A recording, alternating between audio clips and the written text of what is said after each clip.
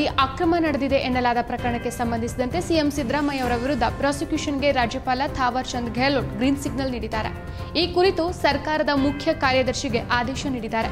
ಸಿದ್ದರಾಮಯ್ಯ ಅವರ ವಿರುದ್ಧ ತನಿಖೆಗೆ ಆಗ್ರಹಿಸಿ ರಾಜ್ಯಪಾಲರಿಗೆ ಈವರೆಗೆ 3 ದೂರುಗಳು ದಾಖಲಾಗಿದ್ದು, ಪ್ರಸ್ತುತ 3 ದೂರುಗಳನ್ನು ಒಟ್ಟಿಗೆ ಸೇರಿಸಿ ಪ್ರಾಸಿಕ್ಯೂಷನ್ಗೆ ರಾಜ್ಯಪಾಲರು ಅನುಮತಿ ನೀಡಿದ್ದಾರೆ. ಇದು ಸಿದ್ದರಾಮಯ್ಯ ಅವರ ರಾಜಕೀಯದಲ್ಲಿ ದೊಡ್ಡ ಸವಾಲು ಮತ್ತು ಸಂಕಷ್ಟವನ್ನ ತಂದೊಡ್ಡಿದೆ ಅಂತ ಹೇಳಲಾಗ್ತಾ ಇದೆ. ಮೂಡ ನಿವೇಶನ ಹಂಚಿಕೆಯಲ್ಲಿ ಅಕ್ರಮ ನಡೆದಿದೆ. ಸಿದ್ದರಾಮಯ್ಯ ಅವರ ಪತ್ನಿ ಹೆಸರಲ್ಲಿ ಅಕ್ರಮವಾಗಿ ನಿವೇಶನಗಳನ್ನು ಪಡೆದುಕೊಂಡಿದ್ದಾರೆ ಅಂತ ಆರೋಪಿಸಿ ಸಿದ್ದರಾಮಯ್ಯ ಅವರ ವಿರುದ್ಧ ರಾಜ್ಯಪಾಲರಿಗೆ ದೂರನ್ನು ನೀಡಲಾಗಿತ್ತು. ದೂರು ನೀಡಿದ್ದ ದಿನವೇ ಸಿದ್ದರಾಮಯ್ಯ ಅವರಿಗೆ ರಾಜ್ಯಪಾಲರು ನೋಟಿಸ್ ಜಾರಿ ಮಾಡಿದ್ರು. ಇದೀಗ ಪ್ರಾಸಿಕ್ಯೂಷನ್ಗೆ ಅನುಮತಿ ನೀಡಿದ್ದಾರೆ. ಸಿದ್ದರಾಮಯ್ಯ ವಿರುದ್ಧ ಪ್ರಾಸಿಕ್ಯೂಷನ್ಗೆ ಅನುಮತಿ ನೀಡಿರುವ ಆದೇಶವನ್ನ ರಾಜ್ಯ ಸರ್ಕಾರದ ಮುಖ್ಯ ಕಾರ್ಯದರ್ಶಿಗೆ ರವಾನೆ ಮಾಡಿದ್ದಾರೆ. ಮೈಸೂರು ಮೂಲದ ಸ್ನೇಹಮಯಿ ಕೃಷ್ಣ, ಮಡಿಕೇರಿಯ ಟಿಜೆ ಅಬ್ರಹಾಂ ಹಾಗೂ ಪ್ರದೀಪ್ ಎನ್ನುವವರು ಸಿದ್ದರಾಮಯ್ಯ ವಿರುದ್ಧ ಪ್ರಾಸಿಕ್ಯೂಷನ್ಗೆ ಅನುಮತಿ ಕೋರಿ ರಾಜ್ಯಪಾಲರಿಗೆ ಮನವಿ ಮಾಡಿದ್ರು. ಈ 3 ಅರ್ಜಿಗಳನ್ನು ಒಟ್ಟಿಗೆ ಸೇರಿಸಿ ಪ್ರಾಸಿಕ್ಯೂಷನ್ಗೆ ಅನುಮತಿ ನೀಡಲಾಗಿದೆ.